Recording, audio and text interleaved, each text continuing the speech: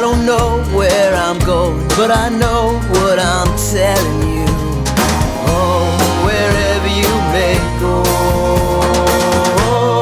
walk the open road. I started on Route 66 in 1940.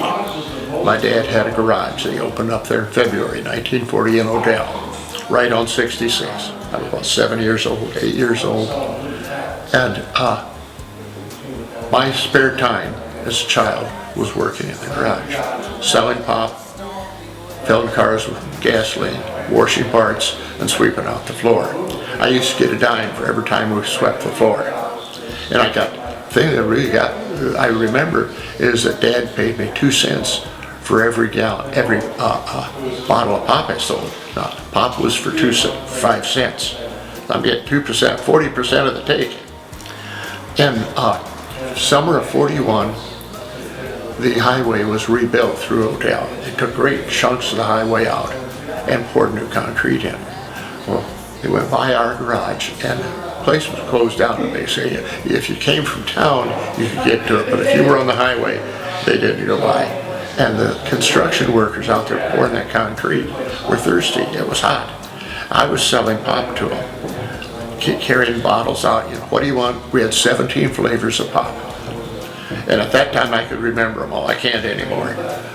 So one of my classmates, now this is the kid that's in the 2nd grade, one of my classmates' father had the restaurant uptown. And he comes towing a wagon with ice in it and pop in it. I'm going to sell pop to my customers. I went over and said, Bill, you can't sell pop here. From that curve to that curve is my territory. After they go around the curve, you can sell them all the pop you want. I won't be involved in it. He believed me and he went back home.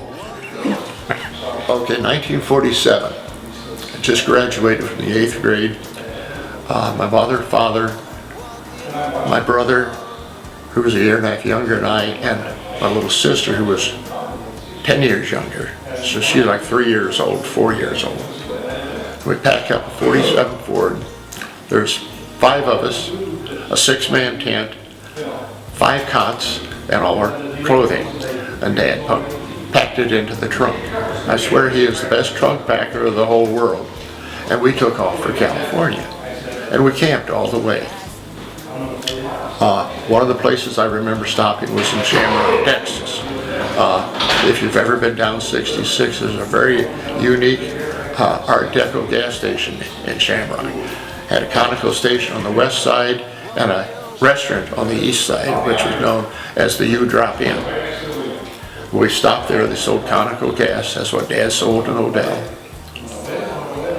And Dad was getting the car filled up. I remember standing there watching him pump gas in the car, and Dad says, hey, we're camping on our way to California.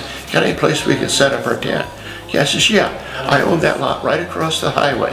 Set up over there, and you're welcome to come over and use our restrooms. We're open all night. And in 1998, I was through there again. And the lot was still vacant. They tell me now it's been built up.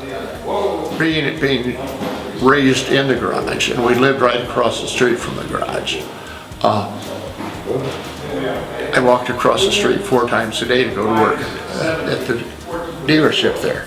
So 66 was my way of life. That's how we made our living. In 1947, the first 2 lanes of New 66 were put in, and that bypassed all the little towns. This made a major impact upon our business, but my father was a good enough mechanic that we still had excellent business there. In addition to the dealership and the mechanic work he did, he had built a wrecker that would pick up and carry anything that was on the highway. So he was well known for that. 66, with my background, my childhood on it, has always been a part of my life. And anytime I had a chance to travel 66 or to tell people stories about it, I was there to do it. Our biggest need at this time is the young people involved in this. Let's face it, Betty and I are not going to be here forever to tell these stories. And we need young people to step in and learn our stories, build their own, and learn more about 66 so that this project can continue on for many years.